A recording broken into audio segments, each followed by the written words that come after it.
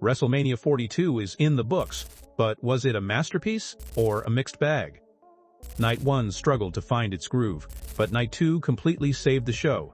Today on Wrestleside TV, we are ranking every single WrestleMania 42 match from worst to best, who had their reputation destroyed, who over-delivered, and which match is an instant classic. Let's get into it. Welcome back to Wrestleside TV. If you love wrestling rankings, smash that subscribe button right now. We are chasing 1K subs, and we need you on the team. Coming in dead last at number 13, Cody Rhodes versus Randy Orton. Oh, Cody. For the third year in a row, TKO Brass hijacked your Mania moment. A match between former Legacy teammates should have been an easy sell. But shoehorning Pat McAfee and Jelly Roll into this ruined the vibe before the bell even rang. The match was just weird. Garbage at the start, a boring middle, and more McAfee nonsense at the finish. Orton bled, the fans struggled to care, and Cody retained. Randy got his heat back by punting Cody into oblivion after the match, but honestly, who wants to see a rematch after this mess? Number 12. LA Knight and the Usos versus The Vision and IShowSpeed. WrestleMania Night 1 kicked off with a match built around a YouTuber. Look, Speed showed up in shape and hit some crazy athletic spots. But this match was just there. It didn't overstay its welcome, but it didn't feel like a Mania match either. It was just a vehicle for social media engagement. Knight got the pin in 7 minutes, but the real story was post-match. Logan Paul turned on Speed, only to get put through the announce table by the streamer. A viral moment? Yes. A great wrestling match? Nope. At number 11, the women's tag team title 4-way. Nikki Bella broke her ankle, paving the way for the surprise return of Paige. This match was way more about that epic Paige moment and her winning the titles with Brie than the actual in-ring work. The Irresistible Forces wore awesome Demolition tribute gear, everyone worked hard, and it was a smooth match. It wasn't awful, it wasn't outstanding, it was just a vehicle for a feel-good moment. Number 10, AJ Lee versus Becky Lynch for the Intercontinental title. Once again, Mania mid-card matches got robbed of time. This got just over 8 minutes. The wrestling was perfectly fine, but it felt like a basic TV match, not a massive blow-off. They hit some nice counters, but the finish felt flat. Becky used the ref as a shield, threw AJ into an exposed turnbuckle, and hit the manhandle slam to win the gold. Decent, but forgettable. Number 9. Stephanie Vaquer versus Liv Morgan. This was the shortest women's match, lasting under 7 minutes. You can't tell a deep story in 7 minutes. They rushed right into big moves after their epic entrances. Liv hit a nasty sunset flip powerbomb. Vaquer countered a frog splash, but just as they were hitting their stride, Roxanne Perez and Raquel Rodriguez showed up.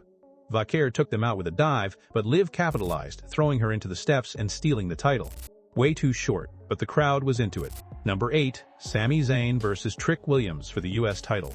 Sami was starting to get go-away heat from the crowd, which is crazy. Trick's popularity is through the roof. But like everything else, they only got 7 minutes. They had to bust out big moves immediately. Trick's rapper buddy got involved, which wasn't great, but the match did its job. It put the belt on Trick and made him look like a mass of 6. Number 7. Demon Finn Balor versus Dominik Mysterio in a street fight. WWE announced the Demon in advance, because who likes surprises at Mania, right? They also made it a street fight on the day of the show to give it more juice. The weapons definitely helped. It wasn't a technical masterpiece, but they clattered each other with chairs, broke tables, and Balor picked up a much-needed win with a huge coup de grace. It wasn't a bloody war, but it was entertaining. Number 6. Jade Cargill versus Rhea Ripley. The build was weird with all that worked, shoot nonsense, but on the night, they delivered. Considering Jade's patchy track record, she over-delivered, mostly because Rhea Ripley is an absolute pro. It was a battle of the Amazons. Bianca and Naomi interfered for Jade, but Io Sky, who really should have had her own Mania match, ran down to even the odds. This allowed Rhea to counter Jaded into the Riptide to win the title. Best women's match of the weekend. Number 5. Brock Lesnar versus Femi. This was the clash of the titans we all wanted, and the perfect way to open Night 2. You never know which Brock will show up, but thankfully, motivated Brock showed up. He did everything to put the spotlight on Femi. Oba shrugged off German suplexes, got caught in an F5 but kicked out and hit a chokeslam in the fall from grace for a massive, seismic victory. Post-match, an emotional Lesnar left his gloves and boots in the ring.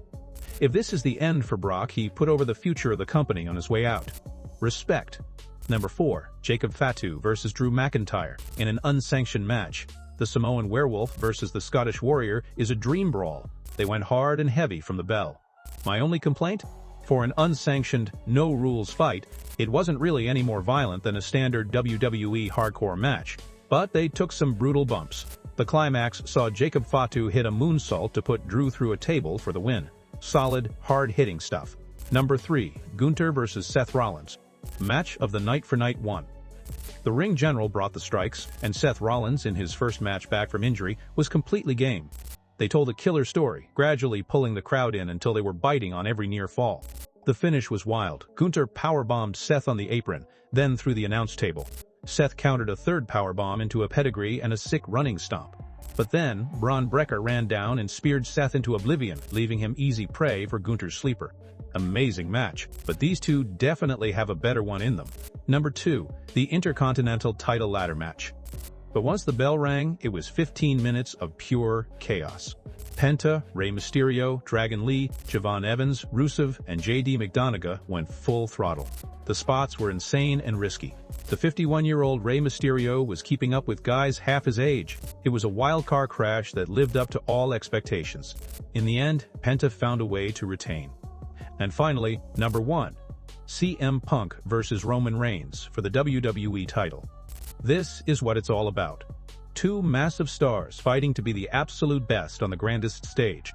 CM Punk put in arguably a career-best performance, and Roman Reigns proved once again why he is the ultimate big game player. They were given 34 minutes, and not a single second felt wasted. It had hatred, intensity, awesome counters, and zero interference. No Pat McAfee, no Jelly Roll, no Bloodline. Just two gunslingers battling until they had nothing left. It's not just the best match of WrestleMania 42, it's one of the best WrestleMania matches of all time, period. So that's our definitive ranking. Do you agree? Should Cody versus Randy be higher? Is Punk versus Roman the best Mania match ever? Let me know your rankings in the comments below. Hit that like button, subscribe to Wrestleside TV, and I will catch you guys in the next one. Peace.